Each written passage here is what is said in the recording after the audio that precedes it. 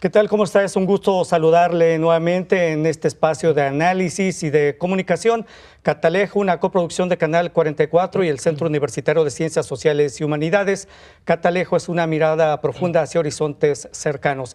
En esta emisión abordaremos 3 temas desde el ámbito del análisis y el estudio de los especialistas y académicos del CUSH. El primero de ellos tiene que ver con el nuevo constituyente. Es esta una nueva oportunidad para que la nueva Constitución de Jalisco se legisle con perspectiva de género. De ello hablaremos en este espacio. También abordaremos un estudio del Departamento de Estudios Políticos que habla sobre quiénes son los personajes más mediáticos en el ámbito local. Y en tercera instancia hablaremos de un nuevo libro de reciente presentación en el CUSH. Es Modelo Plus Service, una obra de amor, felicidad y sexo. De ello hablaremos en este espacio. Y bueno, sin más preámbulos, presentaré en este momento a quienes nos acompañan para abordar y analizar el primer tema. Está la doctora María Teresa Guzmán Robledo, investigadora del Departamento de Derecho Público del CUSH. Doctora, bienvenida, gracias por estar con nosotros. Gracias. También está la doctora Thais Loera Ochoa, investigadora del Departamento de Derecho Público también del CUSH. Doctora, bienvenida, gracias. Muy amable. Y la maestra Miriam Tello Bañuelos, investigadora del Departamento de Derecho Público del CUSH. Maestra, muchas gracias por estar nuevamente con nosotros. Gracias, Antonio. Gracias. Y bueno, en México, como ustedes seguramente no me dejarán mentir, y usted también desde el ámbito en que nos ve y nos escucha, en México con muchos otros países todavía hay rezagos. Las mujeres siguen teniendo una escasa o nula participación en algunos puestos de toma de decisiones de liderazgo, tanto en el sector privado como en el público. Y bueno, recientemente se convocó a la conformación de una nueva constitución. Se convocó a un constituyente para elaborar una nueva Carta Magna para Jalisco, y en este tenor decidimos abordar este tema del ámbito del punto de vista de las especialistas y académicas del CUSH. Es una nueva oportunidad este constituyente para legislar con perspectiva de género. Les preguntaría a las 3, gracias por estar nuevamente con nosotros. Y bueno, no sé si quieran primero abordar temas históricos o antecedentes históricos que hablen de la urgente necesidad de legislar en esta ocasión con perspectiva de género. Doctora, ¿quién quiere empezar? Doctora Thais. Bueno, muchas gracias por la oportunidad. Bueno, miren, en primer lugar a mí me gustaría iniciar platicando qué es la Constitución, para partir de eso, ¿no? La Constitución es la Carta Magna, es el pacto nacional o estatal sobre el cual se fincan 2 ejes principales de la vida de un Estado. Uno es el reconocimiento de los derechos humanos y el otro es la organización política de los derechos humanos. Cuando ustedes nos preguntan, ¿tendrá motivo el realizar una nueva Constitución? Pues checándolo desde el punto de vista histórico y teórico, mi primer premisa podría ser sí. Y le voy a platicar por qué. La Constitución de Estados Unidos mexicanos yo la puedo considerar como la coronación de movimientos sociales. Si nosotros vemos la historia de México, desde 1820, la Constitución de 1824, ¿qué representa? Bueno, pues representa el triunfo de la independencia, representa el triunfo de los liberales. Luego tendríamos la Constitución de 1857, ¿qué representa? Pues lo representa el movimiento de Benito Juárez, las leyes de la Reforma, la separación de Iglesia y Estado.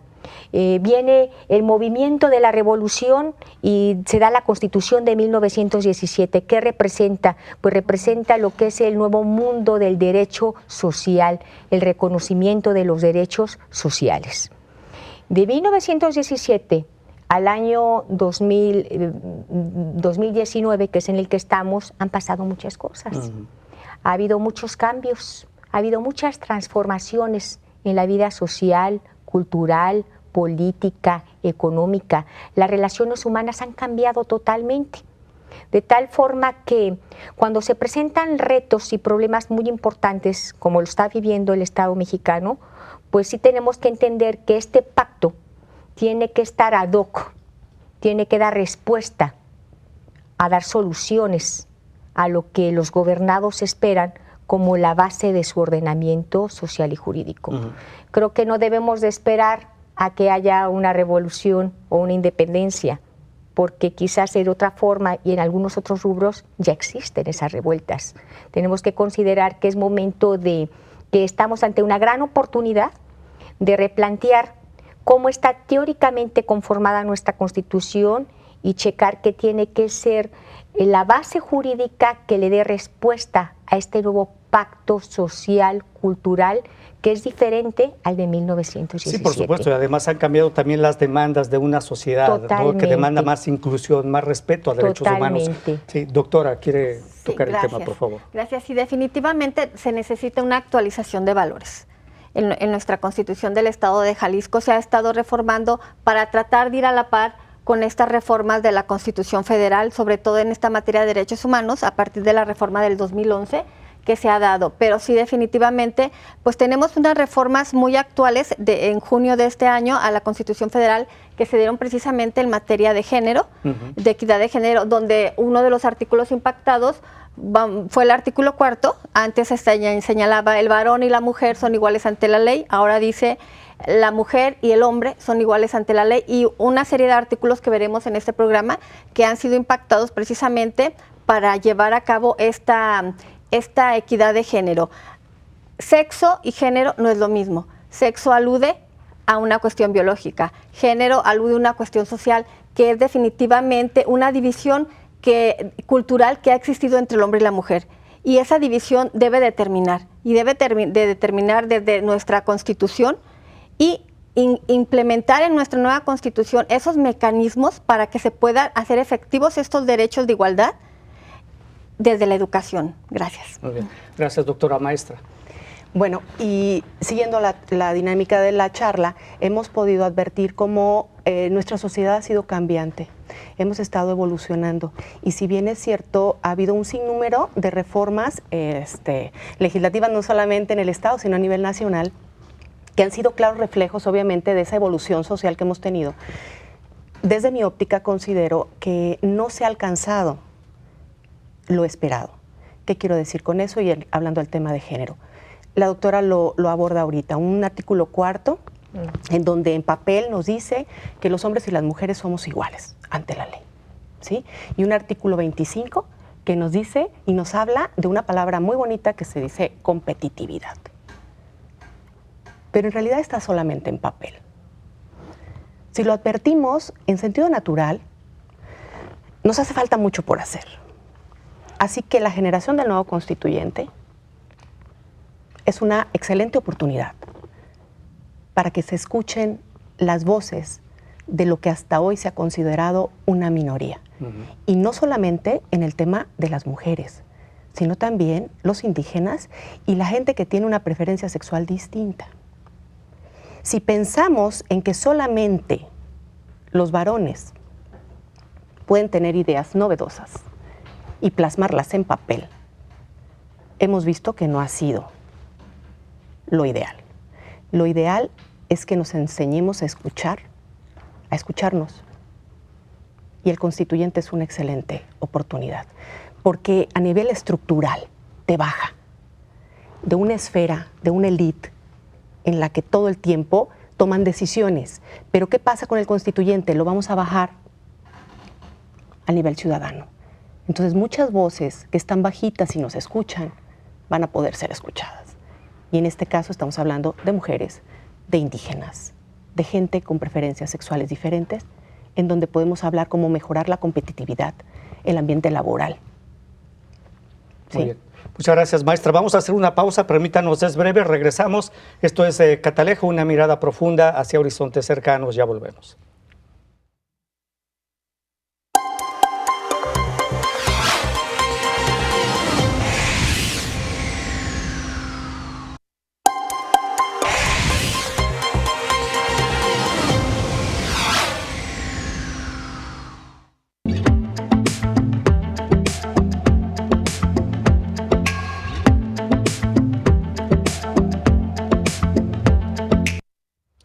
Bueno, continuamos en Catalejo, esta coproducción de Canal 44 y el Centro Universitario de Ciencias Sociales y Humanidades. El tema es la Constitución, una oportunidad, nuevo constituyente, una oportunidad para legislar con perspectiva de género. Y básicamente les mencionaría, la Agenda 2030 para el Desarrollo Sostenible habla precisamente de poner fin a la pobreza, desigualdad e injusticia que viven las mujeres. El objetivo es lograr la igualdad de género y empoderamiento de las mujeres. Lo mismo dice la Estrategia de Montevideo, que bueno, básicamente está a las bases de esta Agenda 2030.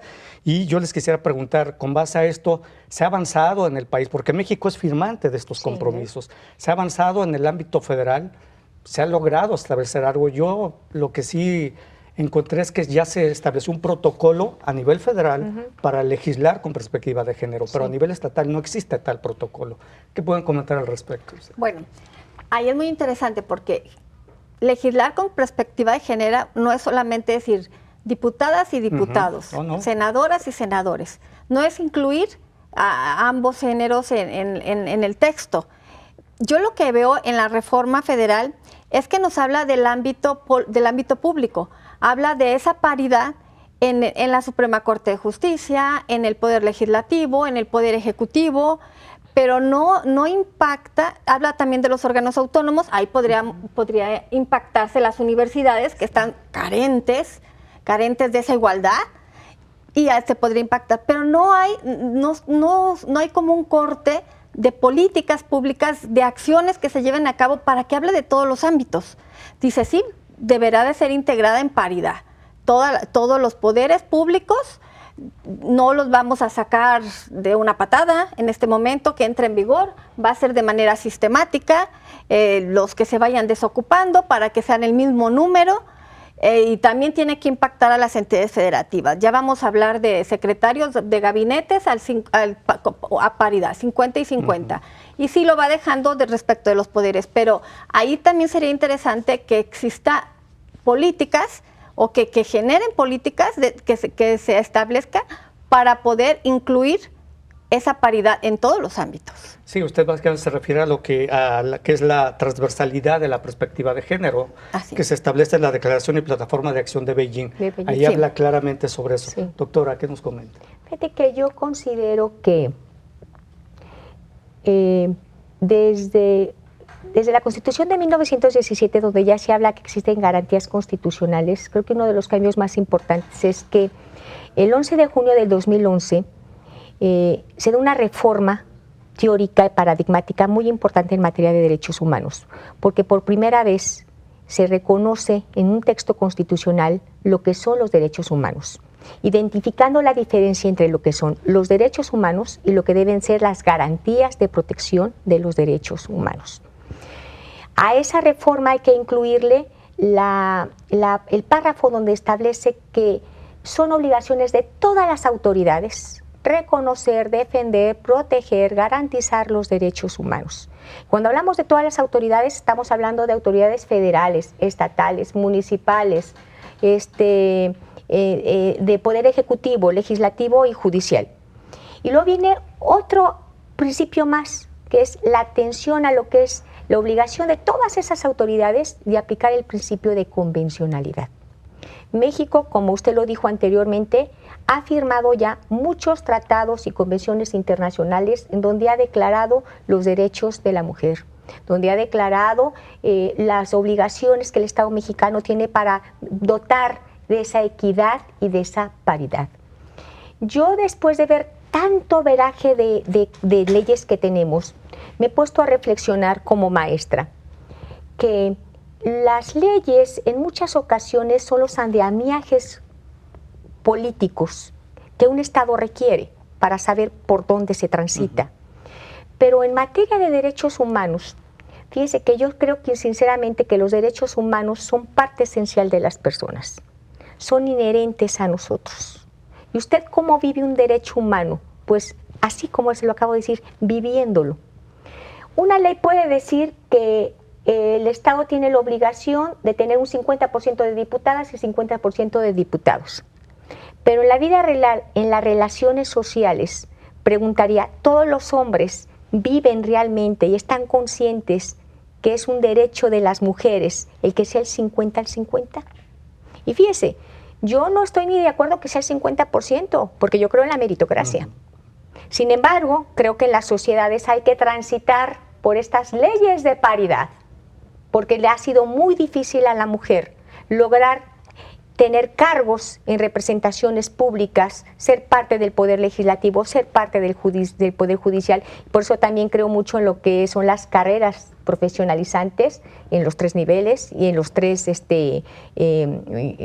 campos de ejecutivo, legislativo y judicial, ¿verdad? Porque habiendo gente que conoce del tema, no tendríamos que hablar si es hombre o mujer. Es un funcionario que sabe del tema, que va a resolver los problemas. Pero tenemos que caminar por ahí. Pero el punto aquí es que los derechos humanos se deben de vivir. Una ley no puede cambiar la idiosincrasia, la cultura, el machismo. Eso no lo cambia una ley.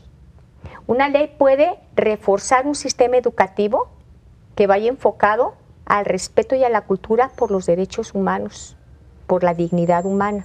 Y desde luego, en una constitución prevalece que los derechos humanos, más que ser pleno reconocimiento de derechos, estos actúen como principios de vida para autoridad, principios de vida para gobernados. Porque de otra manera, pues yo creo que México es uno de los países que más leyes tienen, pero el tener tantas leyes y tantos tratados tampoco ha traído consigo la consecuencia de que bajen los índices de falta de equidad o de falta de paridad. Entonces ahí tendríamos que replantear para qué nos sirve el derecho frente a la estructura social y crea lo que yo creo que tiene que ver más con el lado de la cultura, de la educación, de esos patrones de historia y de idiosincrasia que marcan quiénes somos como mexicanos. Muy bien, doctora, muchas gracias. Efectivamente, México ha sido firmante de infinidad de tratados. Así es.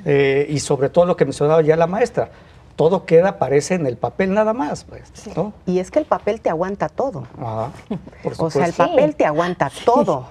El problema es echar a volar lo que plasmaste en el papel.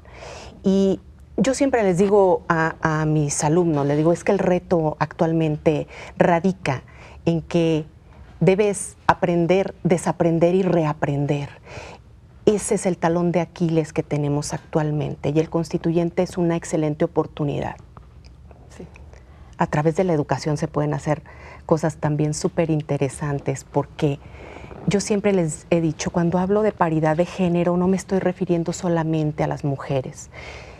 A mí me gustaría que pudiéramos aterrizar políticas públicas en donde los hombres y de verdad las mujeres tengamos piso parejo. Eso te va a generar mayor certeza. ¿Y para eso qué queremos? Pues tendríamos que hablar de educación desde la familia, en las aulas, en los espacios profesionales, para que no exista esa competencia malentendida en donde lo que debe de prevalecer es tu capacidad. Sí. Y por eso a mí el constituyente me parece maravilloso, porque se abre la posibilidad de escuchar muchas voces que en otro contexto no serían escuchadas. ¿Por qué? Porque serían simplemente aterrizadas en el Poder Legislativo a través de nuestros representantes, que son los diputados, es decir, a través de ellos como voz del pueblo. Pero el de día a día, la gente que vive realmente la desigualdad, la discriminación, no tendría la oportunidad de que se abra ese micrófono. El constituyente no lo permite. Y eso es fabuloso. Sí, maestra, por supuesto usted trabaja además como asesora legislativa. Así es. Y básicamente es importante lo que usted nos comenta, porque, y lo que me han mencionado aquí las tres, doctora, maestra, las leyes de México, la Constitución establecen cosas donde sí queda plasmada la paridad y equidad de género, piso parejo, como señala, para hombres y mujeres. Pero ¿cómo lograr aterrizar esto cuando todavía tenemos un andamiaje cultural que quizás es muy... ¿Cómo cambiar esto? Lo que usted señalaba, aprender, desaprender y volver a aprender. ¿Cómo lograr este cambio cultural que parece es lo que se necesita en el país? Así es. ¿No? Bueno, desgraciadamente tiene que existir en ley, porque si no existe en ley, si de por sí no lo tenemos, no evoluciona. Como no lo tenemos como cultura, tiene que existir en la ley. Así es. A esto que hemos estado mencionando es parte de la Convención para eliminar toda clase de discriminación en contra de la mujer. Me voy a permitir leerles este párrafo porque es precisamente de lo que estamos hablando.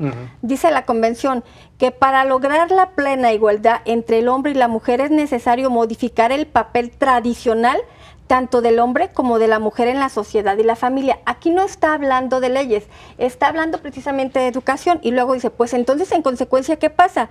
Pues los estados partes están obligados a coadyuvar en modificación de los patrones socioculturales de conducta de hombres y mujeres para eliminar precisamente esto estas separaciones, estas diferencias culturales. Claro. Aquí es más que una ley que lo diga, a ver, tenemos la igualdad de oportunidades, tienes que dar espacios para las mujeres, nacen como acciones afirmativas, ahora pues están en ley, son obligación, lo tienes que hacer, porque si no te obligo a hacerlo, no lo haces. No lo haces. No lo porque haces. es parte de tu cultura. Entonces, es. la educación es una parte importante que el constituyente podría tomar en cuenta, ver cómo la educación se debe de transformar para que ya sea parte de nuestra cultura. Así es. Doctora, permítanos, vamos a hacer una ¿Cómo pausa nuevamente, es breve, regresamos. Esto es Catalejo, una mirada profunda hacia horizontes cercanos, ya regresamos. Gracias.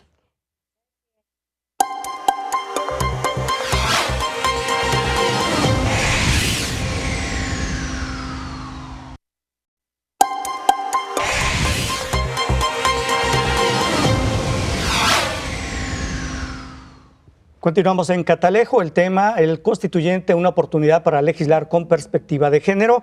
Y bueno, básicamente ustedes establecían el tema del ámbito cultural. ¿Cómo cambiarlo y ya no esperar a que el gobierno establezca políticas públicas para cambiar desde el ámbito educativo, cultural, de la propia sociedad? ¿Cómo nosotros como ciudadanos podemos empezar a cambiar esta cultura? Quizás sea difícil, pero creo que desde la escuela o desde la casa se puede comenzar a trabajar en esto, ¿no, doctora? Claro. Bueno, como decía aquí Miriam, creo que este nuevo constituyente representa un gran ejercicio de legislación en donde se escucha al pueblo. Sí. Desde la forma en la que está pensado cómo se va a realizar el cambio al artículo 117, el proceso, sí, creo que es incluyente. Y esa inclusión traerá consigo que las voces de las mujeres sean escuchadas y representadas. Sí, pero yo tenía una pregunta también, ¿cómo lograrán esta paridad de equidad en el constituyente precisamente cuando se habla de que lo integrará el 5% del listado nominal, luego que serán 10 representantes designados por el Congreso, 10 designados por el Poder Ejecutivo, por el Poder Judicial, y representantes de los pueblos originarios? ¿Cómo se va a lograr esta paridad y equidad para lograr precisamente que las voces de las mujeres se escuchen en esta que podría ser la nueva Constitución de Jalisco? Bueno, la organización va más o menos así. Son 138 diputados, 100 son de elección, son 20 distritos, 80 son de mayoría relativa, voto directo, planillas son de 4, 2 hombres, 2 mujeres. El otro 20% es proporcional, también planillas de 4, y también se va a hacer de tal manera que en esa los que sean por relación proporcional entren 1 y 1. Van a ser 30, 10 que representen el Ejecutivo, el Legislativo, el Judicial, también tomando en cuenta la paridad, 4 que representen a los extranjeros jaliscienses, igual serían 2 y 2, y 4 que representen a los pueblos originarios del estado de Jalisco, también 2 y 2. De esa manera sí se pretende lograr esa igualdad. En el tema de las planillas que menciona, ¿será igual propietario y suplente hombre-mujer? ¿Igual? Es que como son 20 distritos. 20, 10 y 10 serían. Entonces sí, serían 80. Son 4 por cada distrito. La planilla que gane en automático lleva 2 hombres y 2 mujeres. Perfecto, sí, muy bien. en automático lleva 2 hombres y 2 mujeres. Por eso es un buen ejercicio de paridad. Sí, es un buen ejercicio. Claro que sí. Sí, y esto garantiza que las voces de las mujeres sean escuchadas. Y todos los grupos, aparte minoritarios, como usted ya se nos señalaba, maestra. Sí, el constituyente, que es la voz del pueblo. Entonces, es lo que se debe garantizar. Y es ir más allá. Yo soy más ambiciosa en que no basta el 50 y 50, sino que en la elección de ese 50 y 50 vayan personas que realmente te sumen a la construcción del documento y no simplemente para figurar. Si logramos que las personas que participen abonen de manera positiva al desaprender y reaprender, creo que va a ser un excelente ejercicio. Lo decíamos. Parte fundamental, los hogares. ¿Cómo vamos a poder llegar a los hogares? Un ciudadano común y corriente no va a abrir la página del Congreso, ¿sí? No lo va a hacer así. Pero ¿qué pasa con las mesas que se van a estar distribuyendo en diferentes colonias y sectores, en donde ahí sí puede haber el acercamiento del ciudadano, para que conozca qué está pasando? Algo de lo que escuche le va a quedar. Es como cuando transitamos en el sistema de la oralidad, ¿no? Decíamos, ¿y para qué oral? Pues para que el que se siente en la audiencia entienda lo que está pasando. Lo mismo ocurriría en el constituyente. ¿Qué va a pasar cuando un experto se baja, se convierte en terrenal y con palabras muy coloquiales, muy sencillas, logra transmitir la necesidad que tenemos hombres y mujeres de no sufrir discriminación. Maestra, tengo una duda, me quedó la duda sobre el comentario que hizo, gente que suma y no solo que figure. ¿Cómo es eso? Bueno, porque en muchas ocasiones se hacen paneles o se hacen mesas en donde realmente a modo tú invitas y participan y dirigen la dinámica y se convierte en un acto de simulación. ¿Sí? Sin embargo, en este ejercicio constituyente, más de alguno se va a colar. ¿Y eso qué va a permitir? Que lo escuchen. ¿Y eso qué va a permitir? Que socialices. ¿Y eso qué va a permitir? Que se vuelva esto más del pueblo y para el pueblo, que al final de cuentas esa es la esencia de la Constitución, ¿sí? Es un reflejo de tu sociedad. La Constitución es otra cosa. Habla de ti, de lo que eres como sociedad. ¿Jalisco qué es? ¿Ocupamos algo nuevo? Sí, sí lo necesitamos. ¿Por qué? Porque no somos el mismo Jalisco de ahorita que en otra época. Entonces, la invitación es clarísima. Te invito a desaprender y a reaprender, a entender por qué sí el derecho a una mujer, por ejemplo, a que aborte, por qué sí o por qué no, por qué sí o por qué no matrimonio igualitario, por qué sí, por qué no, por qué sí que una mujer gane igual que un varón se hace lo mismo.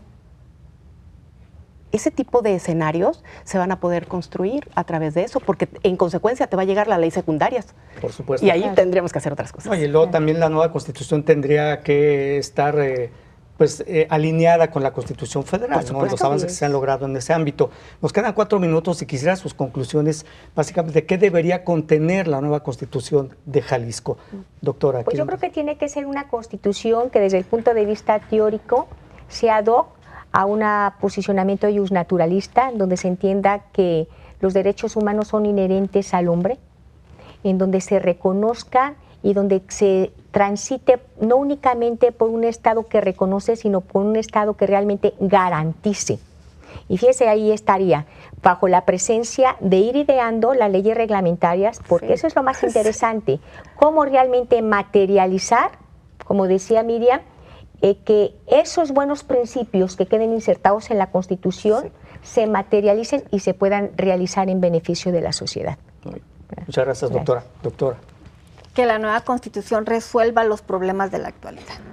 Que el constituyente realmente sea el pueblo. A mí sí me preocupa quién va a querer participar en una tarea tan desgastante, sin sueldo, alguien que trabaja, alguien que no tiene tiempo.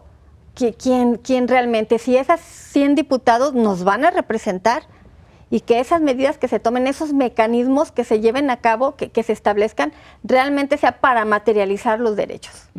Yo pensaría que quien participe en este ejercicio constituyente, aunque no tenga sueldo, con que su nombre pase a la historia, yo creo que se sentiría muy honrado, ¿no? Sí. Por supuesto, sería un gran honor, maestra. Sí. Yo cerraría diciendo que el constituyente es una oportunidad, un privilegio en donde la palabra gobernanza quede al centro. ¿Qué hablo con gobernanza? El pueblo al centro, la sociedad al centro. Y partiendo de ahí, que surjan todas las ideas, que todo sea para mejorar, en pro de cristalizar de manera positiva cada uno de los derechos que ahí se establezcan.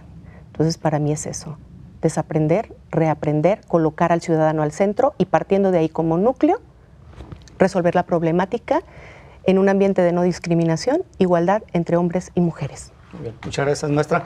Bueno, pues muchas gracias, les agradezco su presencia en este tema importante, una nueva constitución, el constituyente, oportunidad para legislar con perspectiva de género. Doctora María Teresa Guzmán Robledo, muchas gracias, le agradezco, doctora. Al contrario, gracias. Doctora Thais Lora Ochoa, también muchas gracias por estar con nosotros. Y maestra Miriam Tello, le agradezco. Gracias, privilegio estar con ustedes. Muchas gracias. Bueno, con esto llegamos al final de este segmento, de este tema. Vamos a hacer una pausa breve, regresamos. Esto es Catalejo, coproducción de Canal 44 y el Centro Universitario de Ciencias Sociales y Humanidades. Ya regresamos. Muchas gracias.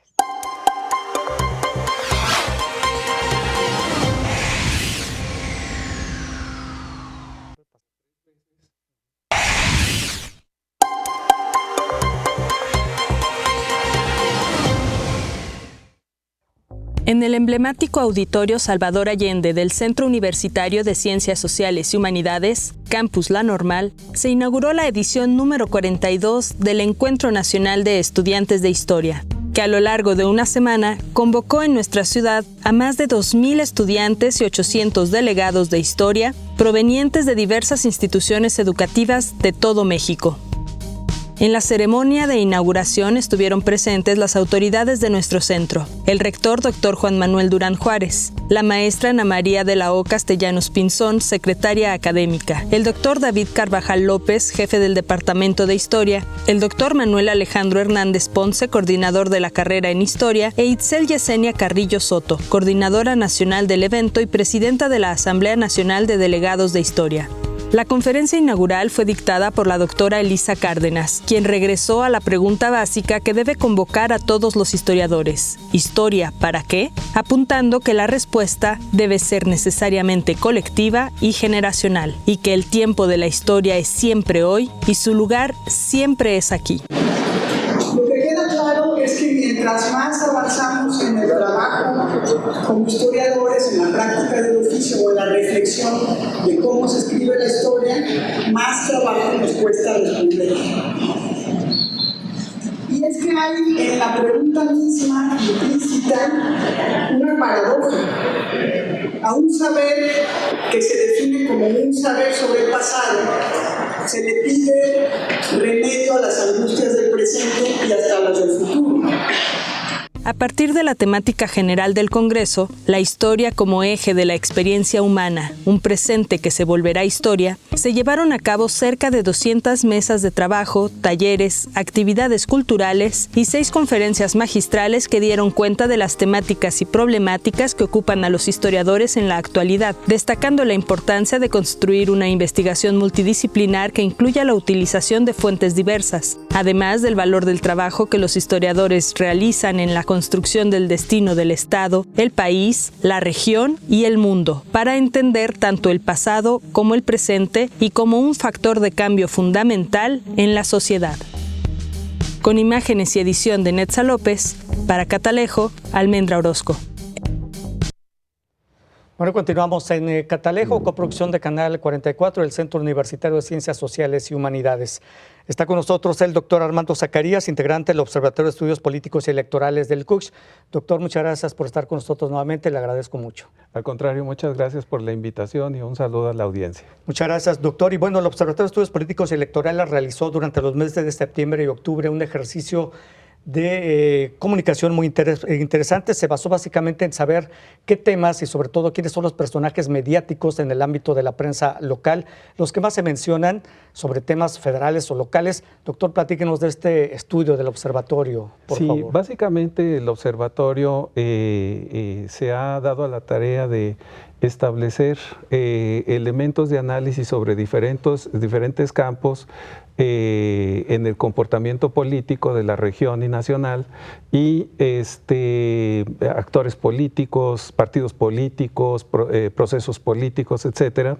Y en mi caso, estuvimos trabajando la línea de la comunicación política y estuvimos revisando la prensa escrita como un elemento muy específico para ver cómo está estableciéndose la temática no comunicativa, sino política, reflejada a través de la prensa.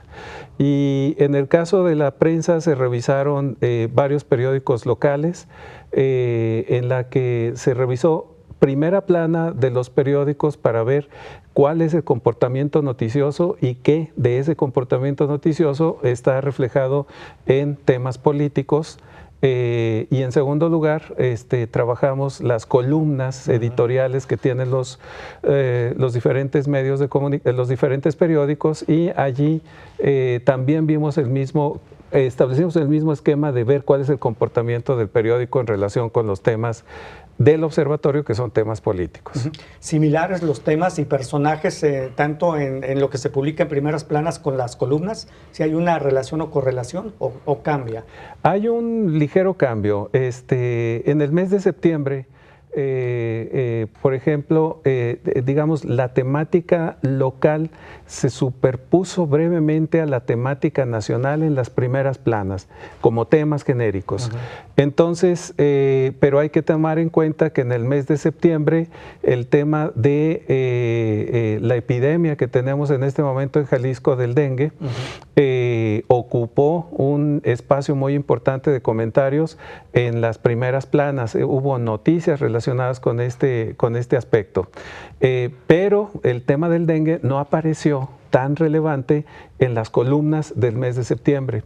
Entonces el comportamiento noticioso de la primera plana va tomando la miscelánea de eventos que hay en un determinado momento y esa miscelánea tiene aspectos diversos. Entonces vimos que los temas más relevantes, el que tiene mayor relevancia en las primeras planas en el mes de septiembre y posteriormente en el mes de octubre se mantuvo la misma tendencia, es el tema político. Es el que más menciones tiene a lo largo del mes. El segundo tema de mayor relevancia en los periódicos es el tema de seguridad.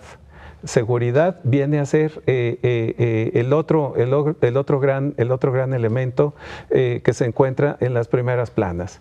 Y ya en un nivel distinto, el tema de economía es el tercero que tiene una mayor relevancia dentro de las notas. Y posteriormente ya se encuentra una diversidad de temas, entre los cuales está el de salud, que uno pensaría que debería estar en primer lugar, pero no, los temas políticos y de seguridad son los que mayor cobertura tienen en los periódicos y se mantuvo la misma tendencia en las primeras planas en el mes de septiembre y en el mes de octubre. En el caso de las columnas políticas, estas tuvieron un comportamiento distinto porque la observación de los fenómenos que se realizan en términos generales en los periódicos de la localidad ponen más atención al fenómeno nacional que al local. Dependiendo de los periódicos, hay algunos que enfatizan los temas locales y que constituyen, digamos, la rama alta de temas locales dentro de la perspectiva general, pero en cuanto a la tendencia genérica, los temas nacionales son los que acaparan mayor la atención en los periódicos locales. A diferencia de 2018 y 2017, en el que los temas locales, curiosamente, objeto también de este análisis del observatorio, los temas locales desaparecieron. La campaña electoral federal fue la que acaparó totalmente la atención de los medios de comunicación locales. Entonces, ahora que no estamos en una campaña electoral, hay un cierto equilibrio en las primeras planas con los temas nacionales y los temas locales. Ahora, ¿quiénes son los personajes que más se mencionan en primera plana y en columna, los más mediáticos? Los personajes que tienen más menciones es evidentemente el presidente de la República, que es el que se lleva el mayor número de menciones a lo largo de los 2 meses que se revisaron, tanto en primeras planas como en columnas políticas. Es mayor el énfasis de análisis que se hace sobre el presidente de la República que sobre otros actores en las columnas de los 2 meses. Después viene un ámbito federal que también está altamente mencionado, secretarios de Estado, y toda la gama de funcionarios. Por el tema de seguridad, el secretario de Seguridad. Exactamente, toda esa gama de seguridad aparecen como temas relevantes. Ya no un actor en específico, sino la temática genérica es la que tiene esa relevancia. Después de estos 2 actores, el siguiente tema de relevancia o actor de relevancia es el gobernador del estado de Jalisco, que va un poco abajo respecto del presidente, pero mantiene una presencia estable y relativamente destacada. Y de los actores locales, el que más tiene una persistencia dentro de los medios, también, aparte del gobernador, es el presidente municipal de Zapopan, que mantiene una cierta tendencia que lo hace como un personaje visible dentro de esta tendencia de información.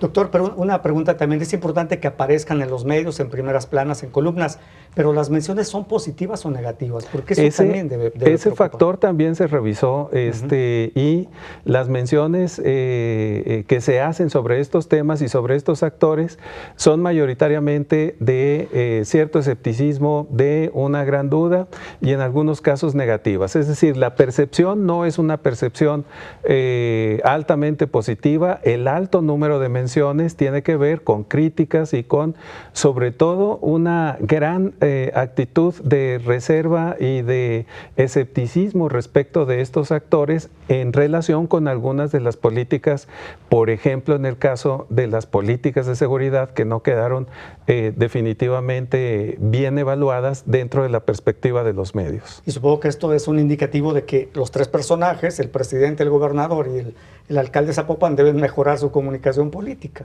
Deben mejorar este esquema y deben tomar en cuenta la necesidad de un acercamiento mucho más estrecho con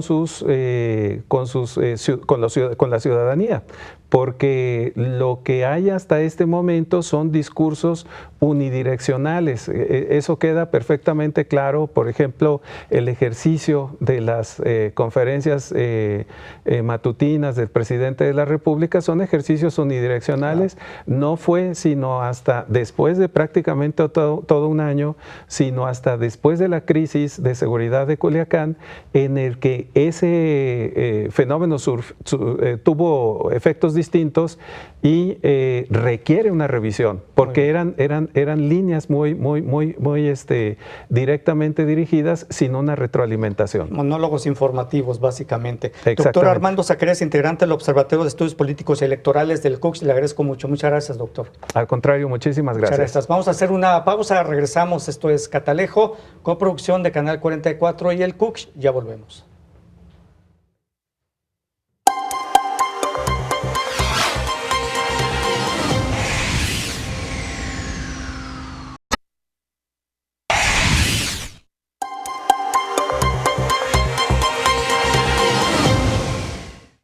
El Departamento de Geografía y Ordenación Territorial del Centro Universitario de Ciencias Sociales y Humanidades realizó una jornada en la que fueron presentados 15 proyectos de investigación geográfica apoyados mediante el programa 7.1 de la Coordinación de Investigación de nuestro centro, encabezada por la doctora Ofelia Guo Morales. En la ceremonia de inauguración de este seminario de investigación estuvieron presentes además la doctora Patricia Córdoba Abundis, directora de la División de Estudios Históricos y Humanos, el doctor Felipe Cabrales Barajas, jefe del Departamento de Geografía y Ordenación Territorial, y el doctor Pablo Mateos Rodríguez, profesor investigador del CIESAS Occidente y de la University College of London, quien además impartió la conferencia inaugural Regionalización de la población en México desde el análisis de la geografía de los apellidos. De Londres siguen viviendo en muchas zonas concentradas, ¿no?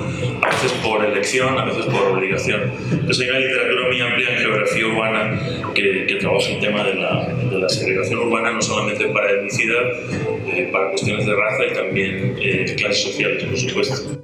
Las autoridades asistentes subrayaron el valor de la investigación para consolidar la labor de las y los geógrafos y señalaron a esta precisamente como una de las fortalezas del Departamento de Geografía, a través de la que se vincula con problemas reales del territorio. Con imágenes y edición de Netza López, para Catalejo, Almendra Orozco. Bueno, continuamos en Catalejo, una mirada profunda hacia horizontes cercanos. Nos acompaña el doctor Marco Aurelio Larios, él es profesor investigador del Departamento de Letras del CUCH. Doctor, bienvenido, muchas gracias por estar con nosotros. Y bueno, es que recientemente se presentó en el CUCH este libro que usted seguramente está viendo ahí en pantalla, Modelo Plus Service, una obra de amor, felicidad y sexo. El autor, el doctor Marco Antonio Larios. Doctor, platíquenos de su más reciente libro. No digo el último porque siempre dicen el último. Pues no es el último, es el más reciente. Seguramente usted publicará varios libros más. Bueno, sí, es el más reciente en cuanto a su publicación, pero no en cuanto a su escritura. Así es. Lo escribí en el 2003, lo dejé por ahí pensando que merecería una nueva revisión y pasaron los años. Después de 16 años lo revisé y dije, bueno, sí vale la pena que se publique, y dije, pues es el momento. Y entonces me aboqué a buscar un editor que se interesó en ello y bueno, pues es un libro en el que se combinan, para hacerlo físicamente, Abelino Sordo hizo el diseño de la portada. La fotografía de la portada es de un fotógrafo profesional, don Rubén. Y claro, el impresor es Hermenegildo Holguín del taller editorial La Casa del Mago. Doctor, el libro dice Modelo Plus Service, una obra de amor, felicidad y sexo. ¿Es esto su libro? Bueno, es un tema pues escabroso, pero real, ¿no? Y yo diría que actual. Sí, bueno, sí, claro que sí. Es un hombre cincuentón que se mete a un cuarto de motel de paso y ha rentado los servicios de una muchacha, de una jovencita que tiene categoría de modelo plus. O sea, es más bonita que otras. ¿Cómo es que nace la idea de escribir este libro, sobre todo con este tema, doctor? Bueno, fundamentalmente yo tengo como tema central a lo largo de toda mi literatura, sean cuentos o novelas, y en este caso la obra de teatro, que yo discuto fundamentalmente el tema del amor y el sexo. Mis personajes tienen una discusión de tipo psicológica, filosófica, existencial, emocional, de lo que es el amor y el sexo, su consecución o su carencia. Y entonces es una temática que recorre pues toda mi obra literaria a través de los distintos libros que yo he escrito.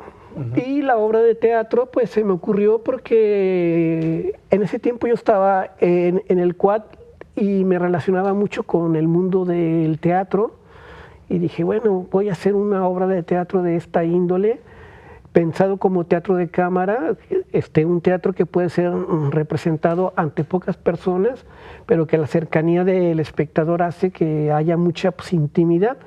Además, pues el tema es muy íntimo, ¿verdad? Por supuesto. Así es, y en una de las presentaciones, porque van dos que se hacen de este libro, doctor, se mencionaba, para nosotros es una sorpresa encontrar la faceta del doctor Larios como dramaturgo. Sí, bueno, se supone que un escritor puede realizar pues, todos los géneros posibles. Sí. Yo por ahí tengo secretamente algunos poemas que algún día pues daré a conocer también, ¿no? Entonces, leeremos la faceta del doctor Marco Aurelio Larios como poeta. Como poeta, ojalá. Muy bien, y además, doctor, bueno, es importante, este es el libro Modelo Plus Service, pero también, y el otro libro que está ahí en pantalla es Barrio Santa Tere también. ¿De qué cuenta este libro? Ese Barrio Santa Tere es una autobiografía ficticia de cuando yo tenía 13 años y terminaba la escuela primaria, y son las aventuras de mis amigos y yo, de manera ficticia, de lo que vivimos ese último año escolar. Aquí es muy importante porque la temporalidad de la novela es 1973. Y en ese tiempo ir a la primaria no era un asunto de obligación, sino un asunto de posibilidad real. Sí. Por eso había compañeros que tenían 15 o 16 años en sexto de primaria. Hoy día los niños salen a los 11 años de la primaria. Así que aquí en mi novela son pues, adolescentes y su despertar, ¿verdad? Ese mirar al género opuesto, y entonces entre los pleitos de los muchachos como los gallitos, como en la adolescencia, y la capacidad de don Juanismo que con las muchachas, ¿no? En donde golpear y besar eran los elementos pues, propios de estos muchachitos machines en el barrio, ¿no? Así es. Doctor, pues un gusto haber platicado con usted en este espacio de Catalejo. Además, un gusto sobre todo porque es Premio Nacional Juan Rulfo para primera novela y Premio Nacional Edmundo Gorman en el 2011. Entonces, para mí es un honor haber platicado con usted, doctor, y platicar de el más reciente libro, Modelo Plus Service y Barrio Santa Tere, ¿no? Pues muchas gracias. Y además que nos haya regalado, doctor. Sí, muchas gracias. Te agradezco mucho. Te agradezco la invitación. Muchas gracias, doctor. Bueno, con esto llegamos al final de Catalejo, esta coproducción de Canal 44 y el Centro Universitario de Ciencias Sociales y Humanidades. Muchas gracias y nos veremos y escucharemos en la siguiente emisión. Hasta luego.